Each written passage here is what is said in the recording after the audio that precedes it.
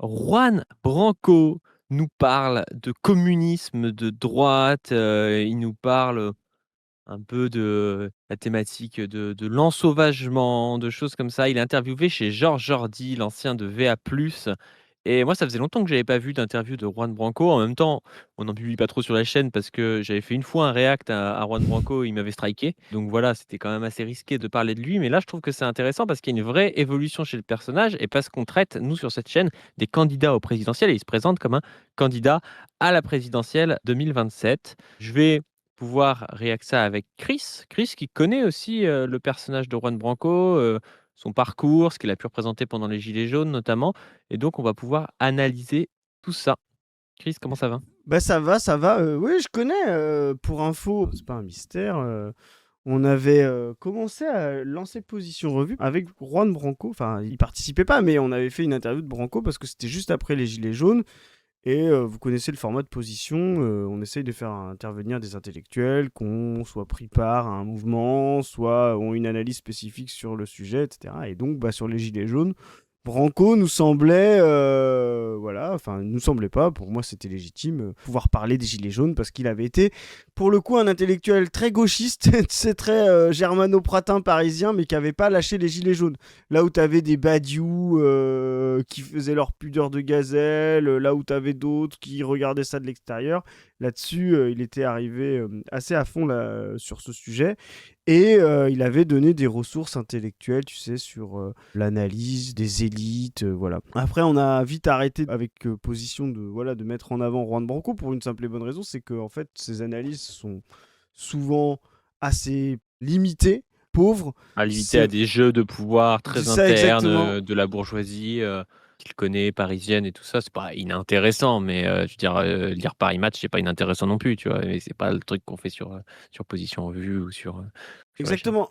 Moi, ça me dérange pas en fait qu'on personnalise le pouvoir. Il y a une forme de critique, tu sais, de ça, de soi-disant, c'est beaucoup la verte critique là, ou les tocards, tu sais, qui pensent qu'il y a un sujet automate du capitalisme, tu sais, qu'il n'y a pas d'acteur. Non, à la fin, ce qu'il faut rappeler, c'est que le monde est fait par les individus et les individus incarnent des pratiques sociales. Donc ça me dérange pas.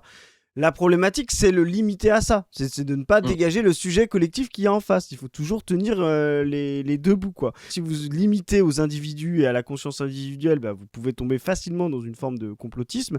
Si vous tombez dans les bêtises de la verte critique ou des structuralistes, bah, vous comprenez rien à l'histoire et vous, comment dire, déresponsabilisez des individus dans, on va dire, leur choix coopératif possible et dans la dialectique et les possibilités que offre de manière immanente tout état de la société, c'est-à-dire de choisir soit le progrès, soit la réaction.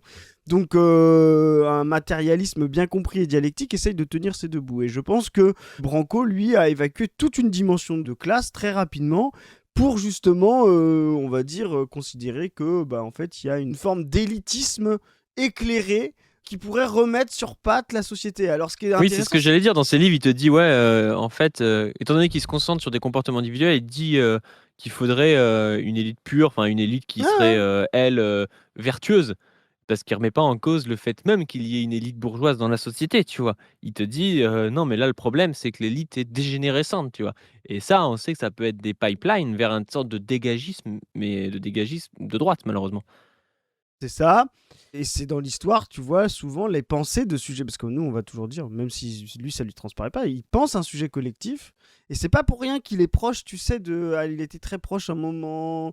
Il était repris beaucoup par X Alternatif. Je sais pas si tu vois ce que c'est, X Alternatif. C'était des gens de gauche à Polytechnique, tu vois, qui adoraient ça. Tu vois. Il peut être une forme d'expression d'un sujet collectif technicien, tu sais que nous ce qu'on appelle en haut à droite dans le graphique mais qui commence à être déclassé, tu sais cadre voilà, mais qui voudrait reprendre la main sur la société sans se soumettre aux classes populaires, c'est-à-dire on va dire une espèce d'élite qui elle serait déclassée mais qui aurait des manettes et qui voudrait reprendre la main à la place d'élites parasitaires, actionnariales, etc. Donc vraiment Tout en c'est parlant au nom du peuple, ce qui rappelle d'ailleurs l'histoire de la bourgeoisie française, hein, et même de la exactement. Révolution française, hein. C'est pour ça Dans qu'il y en a un... ça, il représente une certaine, fraction, de la bourgeoisie de la Révolution française, je trouve, tu vois? Qui va parler au nom du peuple, au nom de certaines valeurs universelles, alors qu'en fait, en réalité, c'est pour se placer au pouvoir à la place d'une autre élite. Moi, je crois vraiment qu'il y a un député du tiers chez Branco, tu vois, alors là, on n'est pas dans une phase révolutionnaire, tu vois, pour savoir s'il sera Saint-Just, Robespierre ou s'il sera un traître comme Mirabeau, tu vois ce que je veux dire. Mais en tout cas, il y a cette dimension-là. Et Moi, j'ai ma réponse.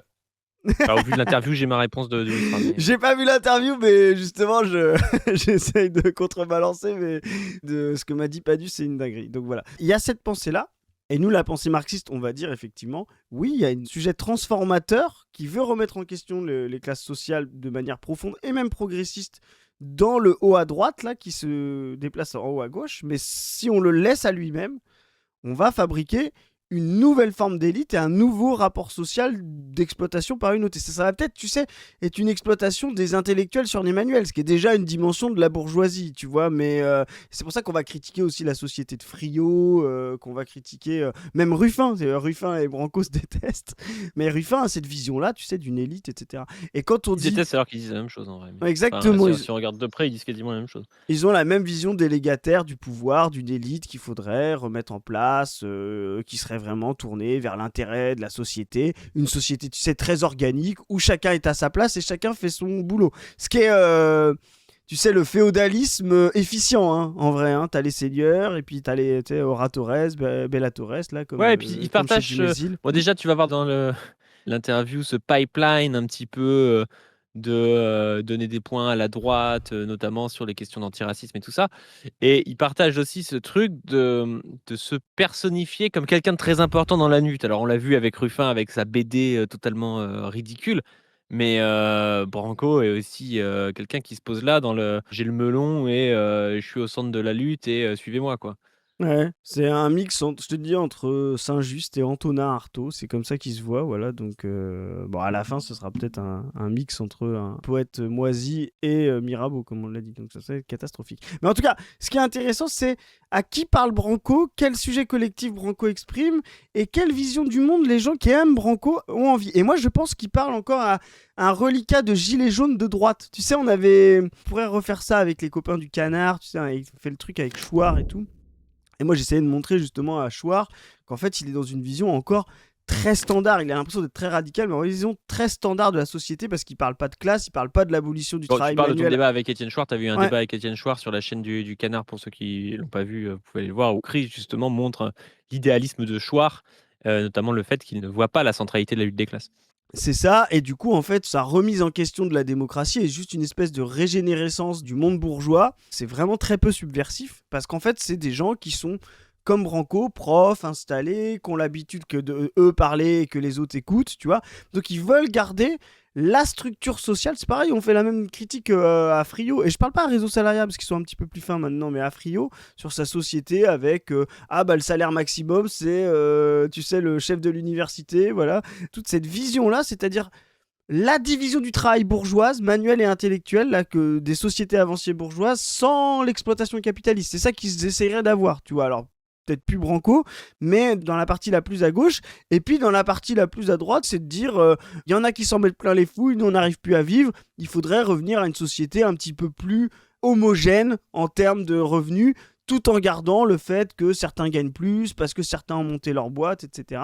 Et là, tu vois, il y a toute cette, comment dire, cette consolidation d'une société où la propriété, où l'effort individuel, où la connaissance individuelle, où le parcours individuel devrait être mieux rémunéré, quoi. Voilà, tout ça, c'est des reliquats d'une société bourgeoise qui est aujourd'hui en crise et qui ne peut plus les assouvir. Voilà, c'est pour ça que les gens ils ont l'impression d'être rebelles en les mettant en avant et en disant il faudrait ça, parce qu'en fait la société bourgeoise en crise les promouvait quand elle pouvait les assouvir, la méritocratie, tu vois ce que je veux dire, les parcours trans individuels, l'élévation dans la société. Maintenant elle ne peut plus, donc les gens qui vendent ce retour à ça se voient comme progressistes ou comme plus égalitaires, alors qu'en fait ils sont des réactionnaires, ils veulent repasser les plats de l'histoire comme dirait Louis-Ferdinand Céline, quoi. On va partir sur l'intro de la vidéo pour voir un petit peu le petit best-of qu'ils ont mis, parce que moi, l'intro me fait marrer déjà, et puis après, on va aller plus au cœur de la vidéo.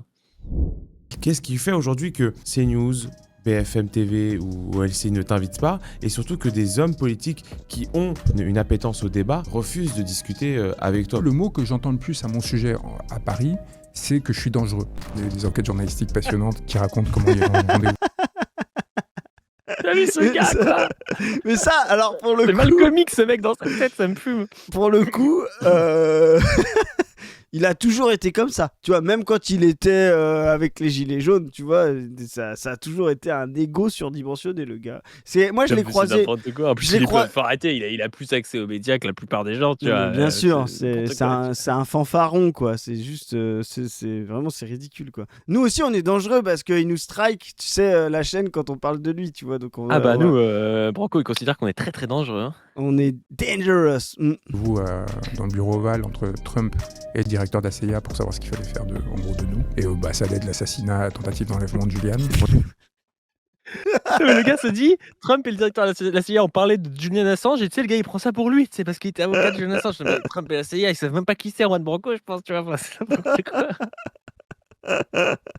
C'est genre à la fin, ils se sont dit, est-ce que Julian Assange, en fait, il est pas si dangereux que ça? Est-ce que c'est pas Juan Branco le vrai ennemi? Je pense qu'ils en sont arrivés là.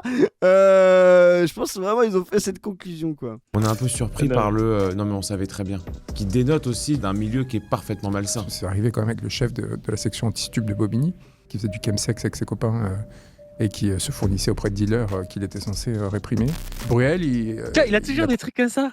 Ah, mais ça, toujours c'est de la son petite truc. anecdote et tout, tu vois. Mm. Qui est pas fausse, mais tu sais pas trop ce que tu peux en tirer. Enfin, ok, bah il y avait un gars de la stup. En plus, c'est quand même très très souvent hein, que des gars des stupes se fassent choper à consommer des stupes parce que justement, ils ont Ah tous oui. les réseaux. Quand ils en chopent, ils peuvent déclarer qu'ils en ont chopé moins, en garder pour eux. Enfin, ça a toujours été le cas, tu vois. C'est Ah, mais incroyable, quoi. Branco, tu sais, il y a des gens qui disent tout haut ce que tout le monde pense tout bas. Branco dit tout haut ce que tout le monde sait déjà. C'est des évidences, des platitudes, mais il y a un côté comme c'est lui qui le dit, parce qu'il connaît, etc. On peut le prendre au sérieux, et ça, c'est vraiment... Tu sais, on avait parlé, enfin, on n'en a pas parlé, parce que comme on a dit, c'est une affaire qui est trop toxique, et en fait, c'est compliqué, mais c'est les trucs Epstein, tu vois. C'est des trucs, les gens se rassurent en se disant que l'élite qui les domine, qui les violente, etc., est une élite qui ne peut pas mériter le salut, qui est horrible, qui a les pires comportements, etc. C'est une façon de tenir dans un monde intenable, tu vois, de se dire, mais si demain il y a une justice immanente, alors je sais pas, tu vois, les gens, quel type de croyances ils peuvent avoir, tu vois, genre religieuse ou quoi que ce soit, mais même en étant athée, tu vois ce que je veux dire, c'est, tu n'es pas du bon côté de l'histoire, tu vois ce que je veux dire, tu es dominant, mais par contre tu as tort, tu vois, tu as tort de l'être, tu vois, et ben tous les J'ai trucs... pas compris ton rapport avec Epstein. Bah en fait, Epstein, tu vois... C'est vrai pour le coup pour Epstein. Oui, ah mais c'est vrai. C'est sûrement vrai pour ce gars de Bobigny. Tu vois ce que je veux dire, c'est que... Oui. Mais c'est insuffisant pour transformer la société de savoir ça. Tu vois ce que je veux dire, c'est que la surinformation, d'aller chercher Epstein, il a fait ci, machin, il a fait ça, etc. Tu vois, tout ce truc autour de ça, cette idée d'être surinformé, de surconnaître ça, en fait, c'est empêchant. Parce qu'en fait, on passe trop de temps à essayer de comprendre les comportements individuels de l'élite, etc. Alors qu'en fait, qu'elle se comporte comme ça, qu'elle fasse les pires trucs, ou qu'elle soit bon chic, bon genre, tu vois, et qu'elle respecte, tu vois, ça ne change rien au fait qu'il faut l'abattre en tant que classe, en tant que sujet collectif, tu vois. Oui. Et en fait, Branco, il alimente ça. Il donne, comme tu dis, beaucoup Oui, parce d'anecdotes. qu'il permet de proposer une élite après Exactement. vertueuse, parce que Exactement. lui, ce qui pointe, c'est le fait qu'il soit pas vertueux. Alors qu'à la limite, si le gars il faisait des soirées chemsex et qu'il était complètement vertueux dans son travail, on s'en tape, tu vois. C'est pas ça. du tout le problème, tu vois. Mais lui, le problème, c'est que le mec de Stup de Bobigny fait des soirées chemsex, tu vois. C'est pour ça que je rejoins le truc avec Epstein. Tu te disais, si Bill Clinton ou quoi que ce soit, mais que tu fais pas ce soirée Epstein, est-ce que ton pouvoir redevient légitime? Bah non. En fait, il redevient pas plus légitime, tu vois ce que je veux dire. Et ces trucs de surmoralisation, surindividualisation, comme on l'a dit au tout début, complotistes, font qu'en fait on masque la nécessité de transformation révolutionnaire de la société en se disant, en fait, c'est juste des individus qu'il faut remplacer dans un même ordre, tu vois. Et Branco alimente ça, à mon avis. Mais c'est que Bill Gates aussi, Bill Clinton, Trump, la CIA, tu sais, ils ont une liste comme ça. Ils ont dit bon, Maduro c'est fait, l'Iran c'est fait, Cuba c'est en train de se faire, mais Branco on n'a pas encore le rapport de force. Ils disent là on sait pas trop, ça va être. Branco, non, c'est trop chaud. Je pense qu'il a un kiff, c'est comme les gamins qui font de la merde pour se dire que la directrice parle d'eux, tu sais, c'est vraiment ça. Mais c'est un peu ça. Hein. Bah, en plus, c'est un fils de grand bourgeois qui a pas vraiment besoin de travailler, donc qui peut choisir des causes perdues. Tu vois. Il me fait penser à... Il y avait un gars qui était comme ça, qui était Vergès. Tu sais, je sais pas si tu vois que Jacques Vergès. Jacques qui était Vergès, comme... Ouais. pareil, fils de colon, on oublie de le rappeler.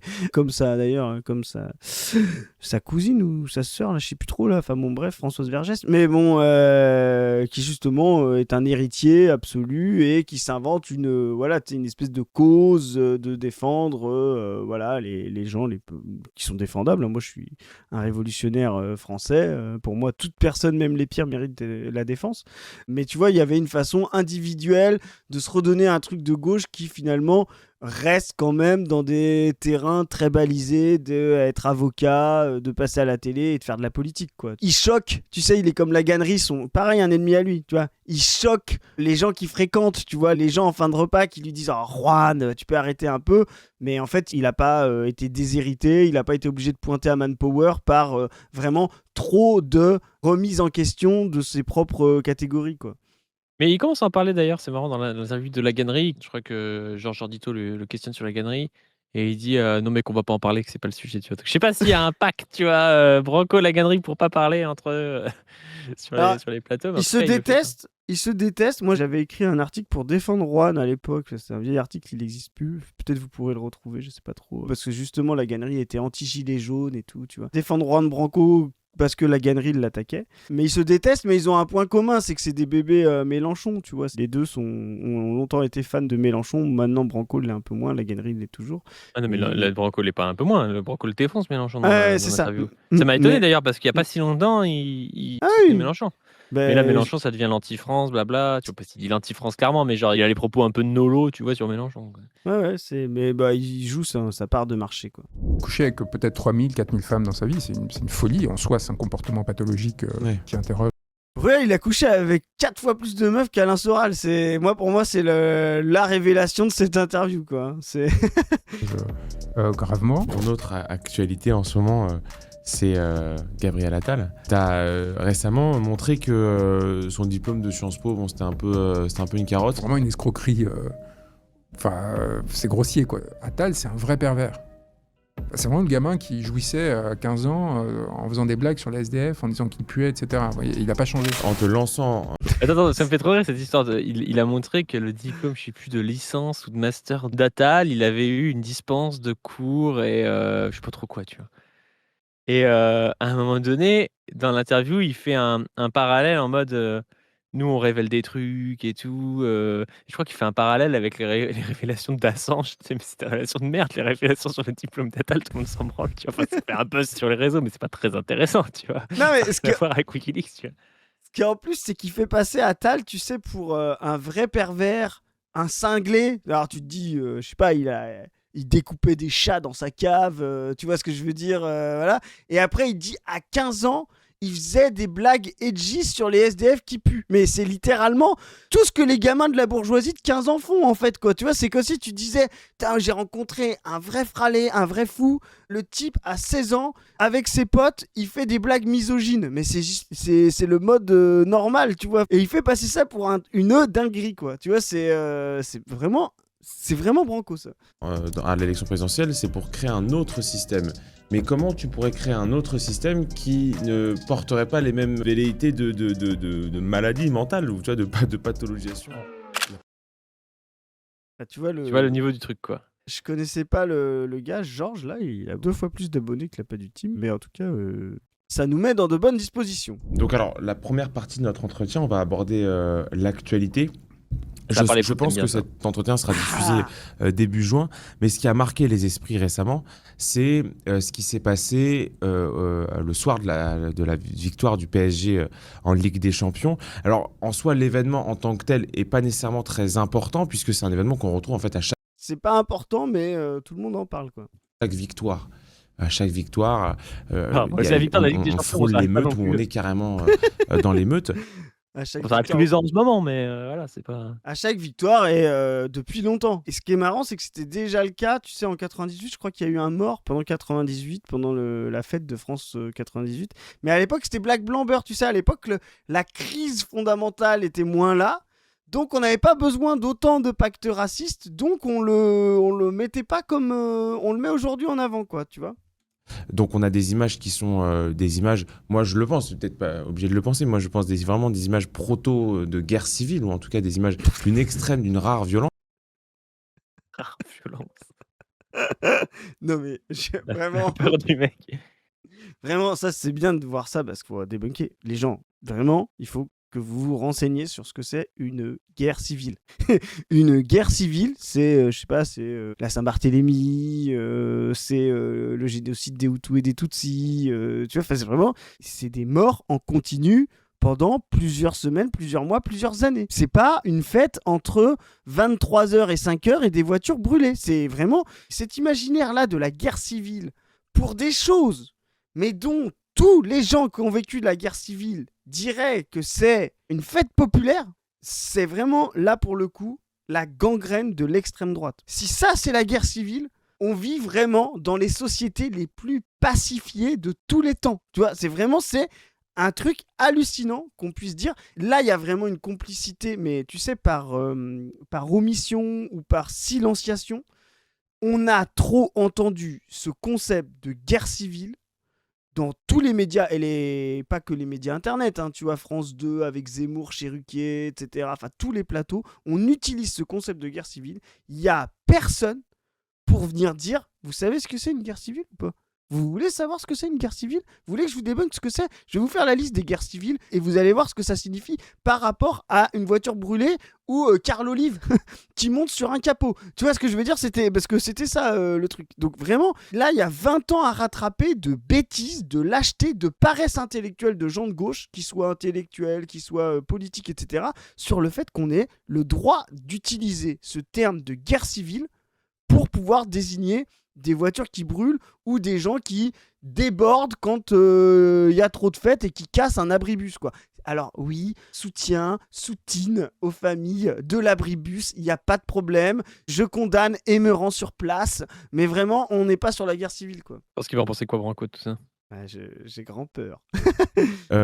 Et j'aimerais comprendre, toi, de ton point de vue, comment tu les expliques, ces images-là, ou en tout cas, comment tu expliques la haine que notre pays ou nos institutions peuvent générer chez certaines populations, et surtout la manière dont ils ont d'exprimer cette haine-là, de piller le Footlocker, d'aller chercher un truc à Darty ou je sais pas quoi. Non, mais c'est vrai, parce que c'est les C'est peut-être un amour de Darty. Darty. hein. C'est peut-être un amour de Darty. Il se va aller chercher un truc à Darty. Un truc de type- merde. Le type, il parle de guerre civile. Parce que je rappelle que c'est des gens, je te dis, Saint-Barthélemy qu'on jetait par la fenêtre parce qu'ils étaient protestants ou que les Hutus découpaient à la machette parce qu'ils étaient Tutsis. Lui, il te dit, il y a un gars, il a été prendre une rallonge électrique à Darty, je l'ai vu sortir. Non mais vraiment, c'est vraiment une folie. Je te dis, ces révolutionnaires-là, qui se disent révolutionnaires, et qui, à la fin, vont passer sur des médias pour te dire la problématique qu'il faut régler. Le pire du pire, c'est des gens qui vont chercher des trucs à Darty. Alors, je sais plus, Darty, c'est le groupe Fnac, je sais plus à qui ça appartient maintenant. Bah, bref, en tout cas, alors que normalement, se servir dans un magasin, dans le communisme, ça devrait être ça. Et je te dis, là, le discours-là, moi, je me dis, Branco, il est en train de devenir Juan Bukele, quoi. Tu vois, ça sent le type qui va vouloir faire du Bukele, quoi. Ah bah oui, clairement. Peut-être c'est des futurs cordons bleus, on sait pas. Non, mais en plus, enfin bref, je fais une parenthèse, mais c'est le Darty Cuisine. Donc il y a une image d'un mec qui se rend compte qu'il est au Darty Cuisine. Donc c'est pas les iPhones et tout, c'est vraiment le Thermomix et compagnie. Donc bon, il est un peu déçu. C'était pour sa mère. C'était pour sa maman, sans doute. C'est trop sympa. Force à la maman, elle a pu faire de la blanquette à pas cher grâce au Thermomix, quoi. Non, mais, et en sous-texte, peut-être qu'il y a une sorte de préservation d'une structure familiale Bien traditionnelle sûr. qui n'existe plus en France. C'est Où vrai. on pense d'abord à sa mère. Et y compris donc dans on le- voit au Déjà, là- Darty Cuisine. Tu commences à avoir un sous-texte un peu racelard parce que c'est. En fait, on comprend que Ouais. ce sont des gens qui auraient une structure traditionnelle qu'il n'y a plus en France, blabla. Ouais, Tu commences à avoir le petit truc qui arrive, quoi. tout le monde sait. Tu sais, c'est le truc de l'extrême droite, ça. Tout le monde sait, tu vois. De Contexte, Pereire, comme bien tu- sûr. Non, mais en fait, comment tu l'expliques, Bah, cette je violence? sais pas, mais je pensais à plein de choses. C'est-à-dire que quand vous commencez à m'en parler là, je me dis, bah ouais, c'est vrai que c'est étonnant. Pourquoi le faire pendant la victoire et pas pendant les défaites? Ce qui serait peut-être Oui. plus logique Oui, en oui, termes c'est de vrai. frustration, d'expulsion. Sur la dimension, enfin, alors, il y a plusieurs grilles de lecture. Si vous prenez une grille de lecture marxiste, Marx parlait, et Engels surtout parlait du lumpen prolétariat. Oui, bien sûr. C'est-à-dire des gens qui sont parmi les classes les plus défavorisées.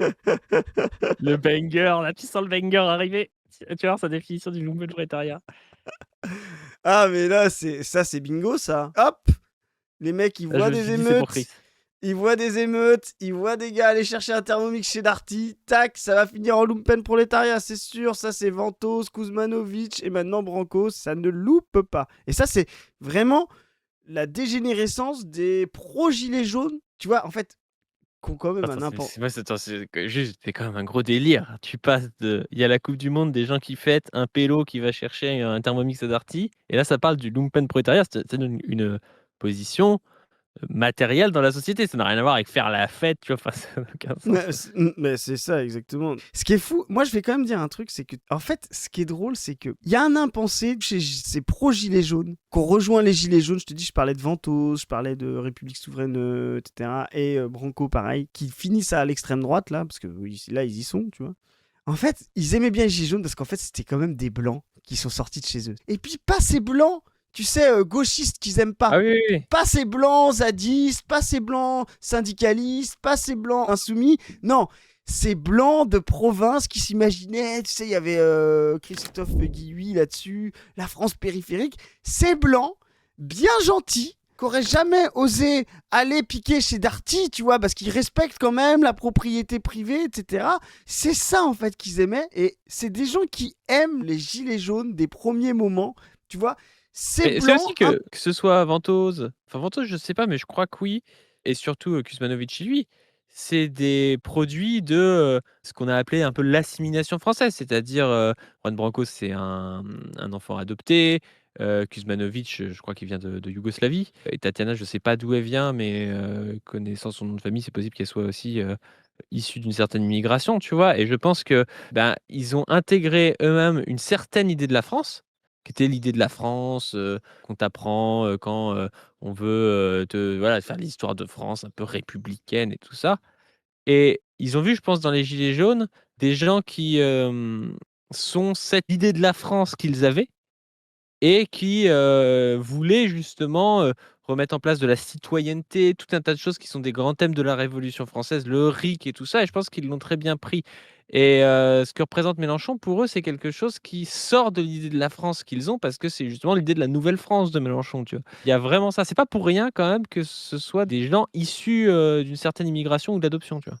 Mais qui n'ont même pas la structure psychique et intellectuelle pour s'inscrire dans une dynamique collective qui soit réfléchie, qui cherche à améliorer leurs conditions, celles de leurs proches, etc. Et donc, en gros, c'est une façon un peu délicate pour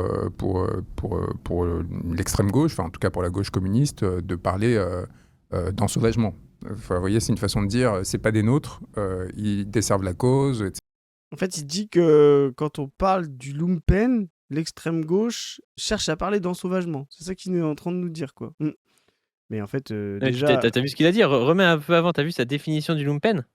Oui, je le redis parce que en fait, je le voyais pas venir. C'est qu'en fait, il pense que la façon dont il décrit le lumpen comme l'extrême droite, il pense que ça vient de la gauche. Favorisés, mais qui n'ont même pas la structure psychique et intellectuelle pour s'inscrire dans une dynamique collective qui soit réfléchie, qui cherche à améliorer leurs conditions, celles de leurs proches, etc. Le lumpen, ce serait des gens qui n'ont pas les structures psychiques et intellectuelles pour s'inscrire dans des dynamiques collectives. C'est pas un rapport social, des conditions matérielles, c'est juste un rapport presque à l'intelligence ou à l'insertion psychique. Enfin, c'est trop bizarre comme définition, tu vois. Pour le coup, c'est très peu marxiste, tu vois. Bah non, mais c'est clair. Et là, il pense vraiment, tu sais, que le lumpen, ce serait ce que Robespierre décrit, tu sais, les indigents, tu sais, des gens qui sont tellement... Mais vraiment, c'est pour ça qu'il est dans une vision révolutionnaire française. Robespierre a une phrase assez connue qui disait, il dit, c'est des gens qui sont tellement dans la misère qu'ils n'ont même pas le temps. Alors, et tu vois, ça va plus loin, parce qu'il est quand même plus matérialiste, Robespierre. Ils n'ont même pas le temps de réfléchir aux causes de leurs propres conditions. Tu vois, ce que je veux dire, c'est que c'est une aliénation absolue. Mais le lumpen, c'est pas ça chez Marx. Le lumpen, c'est comme tu dis, c'est une position sociale avant tout. Vous agissez pas en lumpen parce que, en fait... vous avez pas lu Marx et que vous avez pas pris votre carte dans un parti communiste. C'est pas un problème d'inconscience ou de non-formation intellectuelle. Le problème du lumpen, c'est que vous êtes dans des classes qui ne sont ni le prolétariat, ni réellement des classes efficientes comme la petite bourgeoisie et la bourgeoisie. Vous êtes, tu sais, les classes, comme il dit, dégénérescentes, pourries de la société, c'est-à-dire vraiment une partie entre le prolétariat et la petite bourgeoisie qui va disparaître, quoi. Donc, vous n'êtes pas dans la classe ascendante ou révolutionnaire qu'est le prolétariat. Je parle comme Marx et Engels en parlaient à l'époque. Et puis, vous n'êtes pas encore vraiment dans une petite bourgeoisie encore efficient, Installé, ouais. installé, etc. Vous êtes en train de vous faire rattraper par la grande industrie et tout, mais sans être dans le prolétariat. Et bah ça, c'est les classes, comme disait, pourries, où tu bricoles, où tu es à la marge de la légalité, tu vis de petits vices, de petites rapines, où tu te débrouilles, quoi.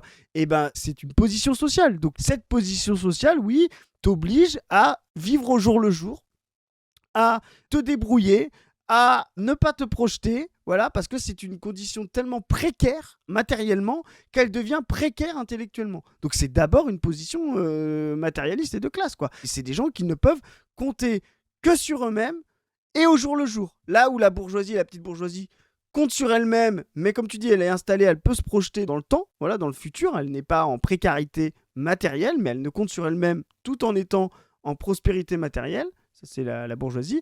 Et puis le prolétariat, lui, il est en précarité matérielle, mais il est en projection transindividuelle parce qu'il compte sur la solidarité des siens, etc. Et c'est pour ça que c'est une classe révolutionnaire. La classe lumpen prolétariat, bah, c'est la description que tu avais fait dans cette superbe vidéo. Allez voir Même ça. pas une classe d'ailleurs, ouais. Ce Non, que non, je c'est dis dans une- la vidéo, c'est que c'est c'est même même pas pas un une sujet classe. collectif. T'as raison. En fait, les gens sont tellement C'est un agrégat. dans la merde. Mm. C'est un agrégat d'individus qui vont un peu se vendre au plus offrant parce qu'ils sont dans la merde et qu'ils ont une pratique, pour le coup, très loin d'un statut fixe, avec un salaire fixe, mais qui est un peu au jour le jour, selon les opportunités. Et c'est pour ça aussi que ces personnes-là peuvent se vendre tantôt à la révolution, tantôt à la réaction, mais ils se vendent un peu au plus offrant. Et le plus offrant, malheureusement, c'est souvent la réaction. Ça n'a rien à voir, en fait, le lumpen, avec ces histoires de PSG et de fêtes. Parce qu'on l'avait vu d'ailleurs pendant les manifs suite au décès de Naël. Les gens qui avaient été arrêtés, qui étaient présentés comme du lumpen, hein, par l'État Naventos, qui appelait à tirer dans la foule et tout, tu vois. En fait, on se rendait compte que des fois, c'était des mecs qui avaient des Master 2, qui avaient un casier judiciaire vierge et tout ça, tu vois. Donc, il n'y a aucune notion de savoir si c'est du lumpen, du prolétariat, de la bourgeoisie ou je sais pas trop quoi. Dans ce genre d'actes, c'est souvent, par contre, des populations particulières, je sais pas, peut-être jeunes, qui ont pas forcément d'espace pour regarder du foot. Enfin, qui vont aller regarder du foot plutôt sur des grands écrans, des choses comme ça. Voilà, je pense qu'il y a une sélection de personnes, mais qui est un peu transclasse et Et puis il y a, qui partagent le fait, ouais, d'être jeune et puis d'aimer sortir. Tu vois, enfin, c'est débile de le penser en termes de puis classe, il y pour le a- coup, je pense. il y a un effet grégaire de tout mouvement de masse populaire. Oui, mais Enfin, je tu veux peux dire, avoir des gars qui ont leur boîte, tu peux avoir, je sais pas, un type qui a sa petite boîte, un gars qui est étudiant, quelqu'un qui a un prolo et quelqu'un qui est et pour vraiment le, du lumpen, tu vois, là-dedans. Enfin, je veux dire, tu peux difficilement faire une analyse de classe par rapport à ça, je trouve. Mais c'est surtout que c'est une mauvaise analyse de ça, parce qu'on ramène toujours, tu sais, quand c'est des gens voilà, jeunes et souvent tu sais, racisés et tout, ça à leur situation de race. Mais les gens jeunes à Paris, ils sont plutôt racisés. Exactement, tu vois, Déjà. mais tu vois, en fait, on parle pas de le débordement collectif. Je suis désolé, vous pouvez mettre en général n'importe quelle personne, et les Gilets jaunes l'ont montré. On a vu des gens condamnés alors que c'était leur première manif. Bizarre, c'était parce pas du qu'ils- lumpen pour eux. Tu vois, c'est ça, c'était pas du lumpen, tu vois. Donc, et en fait, toute dynamique collective de masse et d'euphorie collective, Bien sûr. moi j'ai vécu ça, en fait. Tu sais, t'as une conscience, je sais pas si t'as vécu ça, c'est des moments d'euphorie. Alors, soit c'est des moments de fête, ou voilà, ou les célébrations, soit c'est des moments, tu sais, des manifs, quoi que ce soit, mais ça te donne une. T'as l'impression d'être une force invincible, quoi. Tu vois, t'as la force du collectif, t'as l'impression que tu peux tout renverser, que tu peux tout prendre, tout est à toi. Et effectivement, oui, ça crée du débordement, c'est normal. La vraie question, d'ailleurs, on l'avait dit dans une capsule, c'est plutôt que comment on fait en sorte que ce débordement, il soit contenu, compris. Je suis désolé, mais quand à un moment donné, à chaque fois qu'il y a une fête, une anticipation de victoire, 3 jours avant, voire même une semaine, c'est combien de flics il y aura, combien de parquages il y aura, qu'est-ce qui sera interdit, qu'est-ce qui sera assis, etc. Ça, en fait, vous voyez bien qu'on a un pouvoir répressif qui lui-même fait monter la tension, plutôt que de dire, allez, on va essayer. Il y a des zones pour faire la fête, on va essayer de le faire tranquillement, il n'y aura pas trop de police et tout. Et puis tu vois ce que je veux dire, enfin, on a aussi aujourd'hui une société ultra répressive qui aime faire de la répression. Et ça, c'est un truc clé dans la période de crise. On a un État qui ne tient que par la force et qui a besoin de démonstrations de force. Donc, tous ces gens-là qui viennent vous vendre ouais, le lumpen, la guerre civile, etc., renforcent la dynamique conservatrice de l'État, et notamment sa police, etc., parce qu'ils lui donnent l'occasion de faire de la démonstration de force, et donc d'empêcher la transformation sociale par peur de cette force, quoi. Mais vraiment, imaginez les gens qui sont là-bas. Je pense qu'il faut juste enlever pas mal les personnes âgées qui sortent moins dans ce genre de situation et les bourges un peu qui ont vraiment de la place pour organiser un vrai truc chez eux et tout et c'est le reste, je pense que c'est très mélangé en termes de genre, en termes d'âge, quand c'est en dessous de 55 ans, je pense et en termes de classe, tu vois? Et tu peux pas faire une analyse pour le coup, presque mécaniste en disant: «Ah c'est que du Loomped». Faut arrêter Ouais, les c'est conneries. Tu pas, je sais pas combien il y avait c'est de ça. dizaines de milliers de personnes, mais tu pas, tout ça de Loomped à Paris, tu vois? C'est quelque chose qui existe quasiment plus dans nos sociétés, tu vois? Ou Ouais, alors sous d'autres formes, tu vois? Mais tel qu'en parlait Marx, en tout cas, il y a plus massivement, des vendeurs de chiffons, là, des chiffonniers ou je sais pas trop quoi, tu des vois? écrivassiers. Ouais, c'est ça, enfin, je veux dire, c'est des facteurs d'orgue, tu vois? C'est ça dont il parle Marx dans ses écrits, c'est pas des choses qui sont et heureusement les gens, avec, le salariat et aussi avec, des subsides qui restent encore de l'État-providence, ben, ils ont réussi en quelque sorte à sortir de ces, dynamiques de vivre vraiment au jour le jour, dans de l'économie parallèle, il y en a tout le temps, hein, mais il y en a beaucoup moins qu'à l'époque. Là, tu as dit un truc intéressant, c'est que l'analyse de lumpen, prolétariat, etc., ça sert à parler de l'histoire et des sociétés complètes. Enfin, je veux dire, là, pour le coup, ce serait aussi mécaniste de dire ah, c'est que des prolétaires qui sont dans la rue. Tu vois ce que je veux dire? Enfin, c'est Oui, parce oui, que, comme oui, tu c'est dis, complètement con. un phénomène comme ça, restreint, discret, de fête, etc., c'est comme un individu. Ça contient beaucoup plus de spécificité. Pourquoi on dit que nous, on prend les classes à l'échelle de l'histoire? Parce qu'en fait, quand vous dégagez, vous prenez un peu de hauteur, à la fin, c'est cette force-là qui domine toutes les autres. Quand vous Oui, arrivez dans des mais phénomènes... imaginez-vous si vous voulez aller voir ce match et aller faire la fête et vous demandez à vos amis. En gros, quelle que soit leur classe, si votre pote il a, je sais pas, Il a des gosses... une petite boutique ou je sais pas trop quoi, bah, il va peut-être venir quand même. S'il est étudiant, il va venir. S'il est, pro, il va venir. S'il a des gosses, là, peut-être qu'il va moins venir, donc peut-être qu'on élimine un peu certaines personnes qui peuvent avoir des gosses. Encore une fois, ça dépend, tu vois?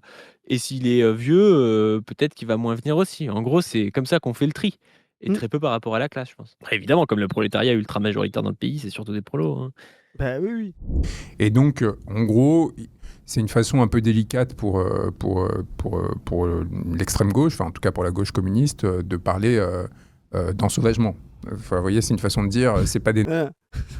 Donc, il fait du Viktorovitch, en fait. Il fait croire que on pense que le lumpen, c'est ça, pour pouvoir dire, regardez, il traite mal certaines personnes et il parle d'ensauvagement comme l'extrême droite. Mais vraiment, c'est du Viktorovitch, hein. des nôtres, ils desservent la cause, etc. Et puis c'est des mecs qui comprennent rien. Moi, je La cause, suis il y a pas pas de sûr cause, c'était de... un match du PSG. T'as l'impression que les gars, ils ont fait de la merde pendant une révolution. C'est un match du PSG, personne n'a revendiqué ce truc-là C'est politiquement. vrai! Sachant que d'ailleurs, aller voler chez Darty, c'est peut-être mieux servir la cause prolétarienne que, tu vois, que de fêter la victoire du PSG pour moi. Tu Je vois, condamne ces propos. que cette lecture suffise à expliquer ce genre Ah, je d'événements. déteste ça. Ce Les qui est mecs, ils certain, disent c'est n'importe que... quoi sur le marxiste et ils disent je suis pas sûr que ça suffise à expliquer. Personne ne dit ça en fait, frérot. C'est insupportable. tu sais, c'est vraiment. Moi, j'aime pas faire ça parce que tu sais, j'en peux plus de ça. Tu sais, c'est vraiment les gens qui disent homme de paille. C'est genre le sophisme de l'homme de paille, tu vois. Mais vraiment, c'est. C'est là, vraiment pour le ça. coup, Ouais. Pour le coup, c'est ça. Il y a une sorte de ritualisation qui s'est mise en œuvre. Vous parlez du PSG, j'aimerais bien d'ailleurs parler du PSG, mais On peut parler du PSG aussi, hein. Mais avant ça, c'était enfin, c'est un peu moins le cas maintenant, c'était le 31 décembre. C'était le concours c'est toujours de... le cas, le 14 juillet, 31 décembre. Mais voilà, mais c'est pour ça que c'est intéressant. C'est parce que tu sais, à un moment, c'était la guerre civile, etc. Voilà. Et avant, c'était le 31 décembre. Oui, bah, c'est ce qu'on En appelle. fait, les gars se rendent compte que quand tu fous 500 000 personnes dans la rue qui picolent, bah ouais, il y a un mec qui se noie dans la Seine et tout. Oui, c'est pas bien.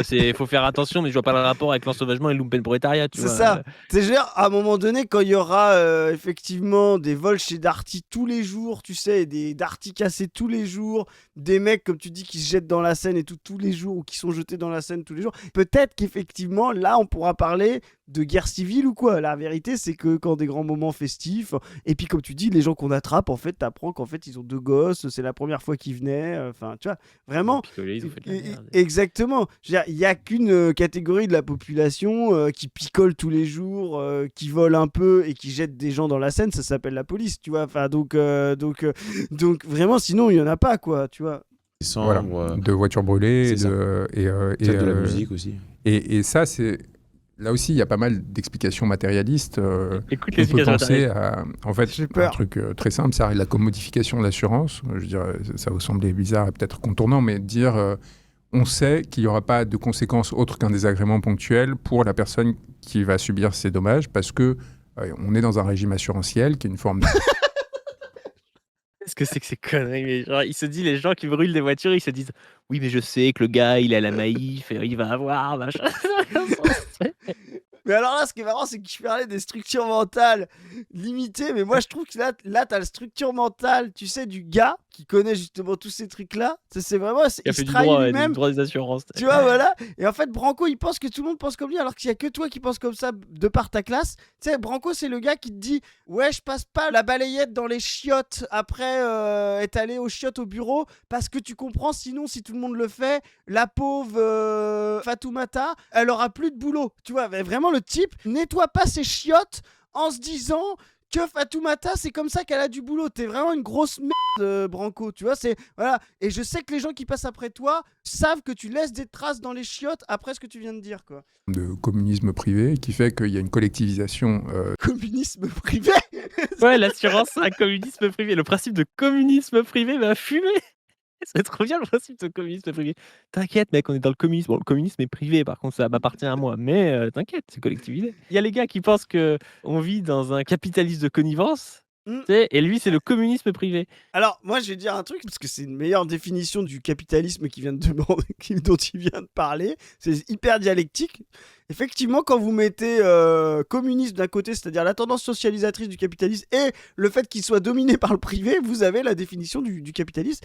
Et j'ai envie de dire que le communisme privé, peut-être pour rendre hommage à Friot, c'est vraiment le seul communisme déjà là, pour le coup. Tu vois, c'est vrai. Celui-là, on sait qu'il est vraiment déjà là, quoi. De l'effort qui est mis en œuvre. Et comme on est sur des populations qui, de façon générale, c'est peut-être là où on va avoir un désaccord, moi je ne pense pas que ce soit une question identitaire, ont été très largement abondées par une gauche de la subvention, c'est-à-dire qui à un moment donné a remis complètement au placard... en fait, pourquoi la valeur travail fonctionne bien encore en tant que slop, Non, mais on comprend le rien. slop de... non, mais On sait le gars, pas il où te il dit- va, mais ça a toujours été ça, hein, ce gars. Et puis, putain, il y a un sous-texte identitaire dans tout le truc, c'est ces populations-là, blabla. Il dit jamais vraiment les termes. Il te dit non, mais moi, je pense pas que ce soit identitaire. Et après, il va commencer à nous parler de l'archaïsme. Après, il nous fait des comparaisons avec des tribus amérindiennes. Enfin, tu sais, il y a tout un imaginaire qui est l'imaginaire de la droite identitaire. Et il te dit, mais moi, c'est pas identitaire. Tu vois. C'est incroyable. discours, c'est parce qu'elle permet de relier une forme d'engagement dans un travail collectif, enfin d'effort collectif. Et à un moment, Ce qui est marrant, c'est que je finis sur cet extrait parce qu'on sait pas du tout où il va. Le gars est perdu, tu vois, le gars ici, il est là, il dit qu'est-ce qu'il me raconte et tout. Le type, il est passé de c'est pas identitaire, la valeur travail, la gauche de la subvention, le communisme privé, les assurances et tout. Vraiment, il s'est perdu tout seul, Branco, quoi. Là, on continue un peu, c'est sur la même thématique, mais on a passé 5 minutes où c'est pas très très intéressant. Il dit pas grand chose pendant 5 minutes et donc on passe à la suite qui nous intéresse. et donc à un moment donné, qu'est-ce qui fait que vous vous dites bah j'en profite? Moi, je crois pas du tout au discours sur le désespoir matériel, d'autant plus que entre tout ce qui est financement, subvention, etc., mais aussi du côté toute l'économie parallèle du trafic, en fait, les banlieues sont sous perfusion. Bien sûr. Et que Bien sûr, le gars, bien sûr, en fait, tu vas voir, Ils il sont va dans la- t'expliquer que les banlieues sont super. Ils sont dans l'abondance. C'est tout ce que c'est l'abondance là-bas. il y a énormément d'équipements en banlieue aujourd'hui. Bien plus que dans... Non, vraiment, je pense que les gens de banlieue là, qui ont vécu la canicule, ils doivent se dire merci la clim pour tous, etc. Vraiment, merci la perfusion. Mais ce gars est délirant. Et d'ailleurs, ça parle de subventions, d'allocations, quoi que ce soit, comme si les gens ailleurs qu'en banlieue n'y avaient pas droit. Tu vois ce que je veux dire? C'est genre en ruralité, tu savais que pas du que en ruralité t'as pas le droit aux allocations familiales. Tu savais ça ou pas? Tu sais que t'avais pas le droit de toucher le complément pour la garde et pour l'assistante maternelle. Mais vraiment, mais c'est tous les discours de droitard là. C'est du Sarkozy. Moi, j'ai tu vois. halluciné, il est venu vraiment plus droitard qu'avant. C'est marrant, il y a un autre gars qui est là-dessus, mais en fait qui revient dans plein de bouches, par plein de vecteurs, c'est Michéa. Et là, il fait du Ouais. Michéa. Chez Michéa, il y avait ça, cette idée que les banlieues étaient...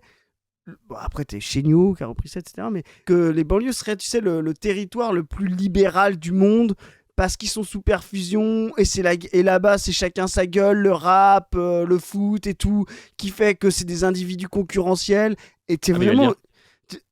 Merde, j'ai pré-shot. Et Michéa racontait ça sur les banlieues en disant là-bas c'est l'espoir du libéralisme américanoïde, tu vois, enfin c'est vraiment... C'est à la fois les structures traditionnelles préservées et aussi un truc libéral, on comprend pas comment, mais... C'est ça, exactement. Et américanoïde et islamique et tout, tu vois, c'est vraiment le territoire des fantasmes. Énormément d'équipements en banlieue aujourd'hui, bien plus que dans les territoires que dans les ruraux, etc. Ouais. Donc, il peut y avoir une sorte de reste de ça. Vous voyez, d'impression d'être encore dans... C'est artificiel. Voilà. Mais c'est d'autant plus artificiel que pareil. Il y a un reste, c'est genre les... ce qui est fou, c'est que littéralement les banlieues sorties de la guerre, dans les 30 glorieuses, même si c'est un terme que j'aime pas trop, mais peu importe, voilà, sur le Fordisme, là, étaient littéralement, pour le coup, mieux équipés que les territoires ruraux. C'était les premiers moments, parce qu'on a rasé des équipements, tu sais, il y avait à la sortie de la guerre, et notamment par la déconstruction, mais aussi par la destruction, mais aussi historiquement, des bidonvilles à Paris, tu vois. Oui. On a rasé ça pour faire des villes nouvelles, de la banlieue, etc. Et littéralement, les gens, il faut savoir, dans les années 50-60, quand ils accédaient à un appartement dans ces villes nouvelles, dans ces grandes bars, etc., ils avaient l'eau courante, l'électricité, c'était une dinguerie. Et je veux dire, je sais dans quelle ruralité tu vis. Moi, la mienne, pareil. Moi, ma belle-mère, elle a connu l'eau courante dans les années 80. Tu vois ce que je veux dire? Et dans les territoires très ruraux, ça a mis beaucoup plus de temps que dans les banlieues. Donc, il parle de reste, soi-disant, de manque d'équipement, alors qu'en fait, la réalité, c'est que dans le temps, il y avait plus d'équipement et que maintenant, c'est l'inverse. Ces territoires-là ont été dégradés. Et aujourd'hui, ce qui était un bienfait dans les années 60... hospitalier, scolaire, la poste et tout ça. Scolaire, etc. Il y a plus de fonctionnaires, petit commerce, etc. Services publics. Et même aujourd'hui, effectivement, dans un monde où l'eau courante, c'est... où justement les petites fermes, les petits, le monde d'habitat rural sans l'eau courante, etc. a disparu pour faire des résidences pavillonnaires ou de la réno, tu sais, voilà, c'est tout l'effort de cet exode des villes pour avoir un petit jardin, faire une réno, etc. Là, effectivement, l'équipement devient supérieur en ruralité et inférieur en banlieue. Donc là, il inverse totalement la réalité historique et la réalité matérielle. C'est une dinguerie de dire ça. D'ailleurs, toute la libéralisation proposée par Macron, voilà, en tout cas, ça a donné de l'emploi en masse, voilà, à ce qu'on appelait encore les quartiers défavorisés. Donc, je suis pas en train. Ça a donné de l'emploi en masse. Ça a littéralement fabriqué des auto-entrepreneurs dans l'intérêt libéral, tu vois, exactement comme et en ruralité, pareil. Je dis Macron, mais dans leur tête, attends, Macron a libéralisé le pays, et c'est ce que dit l'autre gars, et Branco acquiesce, pour favoriser les banlieues. C'est-à-dire que tout le néolibéralisme, ça s'est fait pour favoriser les banlieues. Tu imagines le niveau de délire de ces gens? C'est-à-dire, qui en France peut se dire que le néolibéralisme a profité aux banlieues ou à la ruralité? C'est évident que c'est faux, tu vois, c'est pas du tout... Et même... je serais même je lirais un peu leurs auteurs, des Michéa ou des trucs comme ça, même si encore une fois Michéa est pas racelard comme ça, mais c'est pas des gars qui te disent que le néolibéralisme ça a été fait pour favoriser la France périphérique de Guy Louis là, ou des trucs comme ça, tu vois, mais plutôt les centres-villes.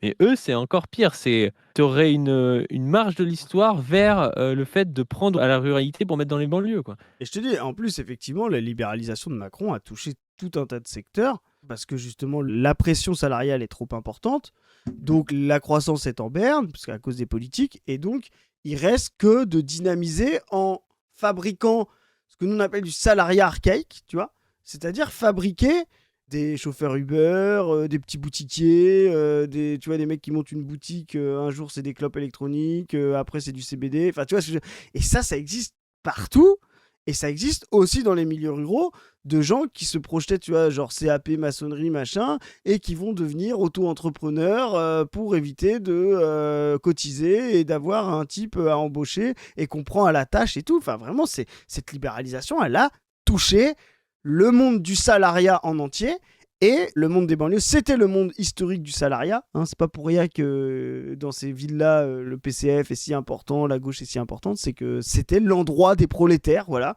Et cette libéralisation des prolétaires, elle touche la banlieue et la ruralité D'ailleurs, vraie question, et ça c'est notre débat qu'on a avec la France Insoumise, quand est-ce qu'on en finit avec ça?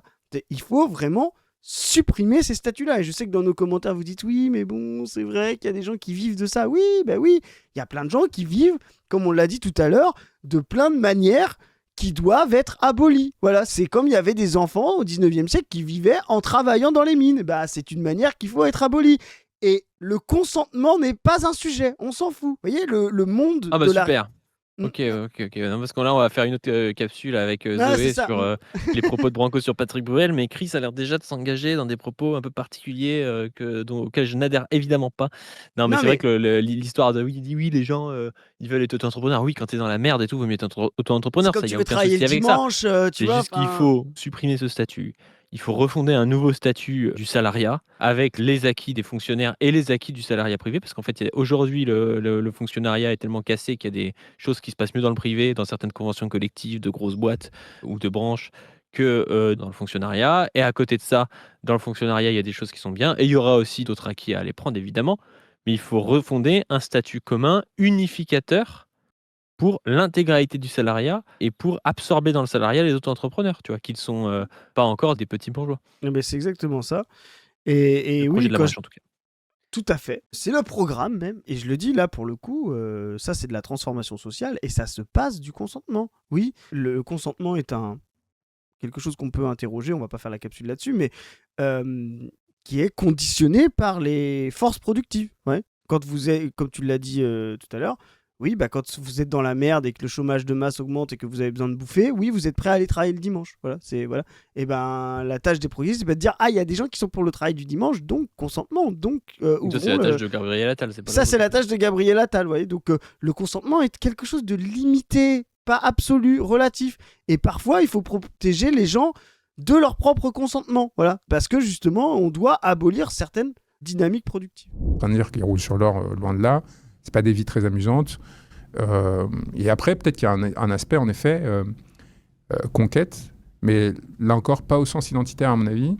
Je vous donnais l'exemple, Pas au moi, je sens donnais des identitaire. cours d'aide aux J'ai peur. ZEP quand j'étais à Normal. Donc à l'époque, on appelait ça les ZEP, les dispositifs pour les lycées. Alors, les zones d'éducation prioritaire, appelées maintenant REP. Ou REP ou REP+. Voilà. Sensibles, quoi, voilà. Enfin, et je me souviens qu'une fois, j'avais ramené mon petit C'est pas groupe très à... intéressant, ouais. Ok. Il lui dit qu'il a ramené son petit groupe à Châtelet, qu'il y avait un jeu entre les filles et les garçons quand ils couraient dans Châtelet, qu'ils sentaient quand dans Châtelet les gens leur ressemblaient, mais qu'à l'extérieur de Châtelet non. Donc en fait, ils s'interdisaient eux-mêmes d'aller dans Paris, tu vois. C'est eux qui s'interdisent d'aller dans Paris. Enfin, bref, mais c'est pas identitaire, je sais pas quoi. Non, Puis mais après, il fait c'est... des parallèles avec les Amérindiens. Enfin, Oui, bah, c'est comme Chéniaud et l'IHT qui parlent de berbères, tu vois, c'est voilà, mais c'est ouais, pas c'est pas identitaire, identitaire, t'inquiète. c'est une lecture de classe, quoi. Ouais. Bon, on va peut-être s'arrêter là. On fera d'autres vidéos, au moins une, peut-être même plus, on verra sur cette interview parce qu'elle est intéressante et une notamment sur le rapport qu'il entretient avec les VSS parce qu'il y a des propos qui sont assez cata, moi je pense, et Zoé voulait y réagir avec soit moi, soit Chris, je sais pas avec qui ça se fera. En général, c'est plutôt avec Chris aujourd'hui parce qu'on a peu de créneaux en commun avec Zoé, mais comme là, c'est moi qui ai regardé la vidéo, ce sera peut-être avec moi exceptionnellement si on arrive à se trouver un petit créneau. On espère que d'ailleurs après les vacances, on arrivera à trouver plus de créneaux en commun, mais c'est vrai que c'est pas facile parce que voilà, notamment Zoé, hein. Zoé, elle a énormément de taf en ce moment avec la canicule. Moi, j'en ai pas mal aussi, mais j'en ai quand même moins qu'elle. Elle, c'est vraiment la catastrophe parce qu'actuellement, étant donné qu'elle bosse à la fois en médecine générale libérale et aussi à l'hôpital avec des patients en gériatrie ou en soins palliatifs, évidemment, c'est les premiers qui sont victimes de la canicule. Bref, sur ce, n'hésitez pas à aller. Badu a quand même dit que je foutais rien, du coup, voilà, Ouais, c'est... tu fous rien. Non, c'est pas que tu fous rien, c'est que toi, tu as des horaires qui sont plus clairs. ouais, Et c'est donc, clair. du coup, c'est plus facile pour toi de prévoir, de te dire, bah, tel jour, je suis libre. Parce qu'en Ouais. fait, Je tu peux sais mieux que tel jour, à anticiper. 18h, tu peux, et qu'il n'y a pas de raison que tu sois de gare, il n'y a pas de raison que tu aies un gars Ah qui ouais, c'est sûr. soit. Tu n'as pas d'intervention urgente. Non. Et donc, Et voilà. puis Quoi. si moi je quitte le travail, il n'y a pas de gens qui meurent, quoi. C'est pas la même chose, quoi. Un peu différent, ouais. Mm, mm. Bref, donc voilà, n'hésitez pas à aller voir sur notre site pour organiser des diffusions ou aller voir une diffusion de notre film À l'assaut du ciel, Cuba ou la solidarité anti-impérialiste. N'hésitez pas à vous abonner, à donner sur le Tipeee pour nous aider. Et sur ce, on vous dit à plus. Salut les gens. Salut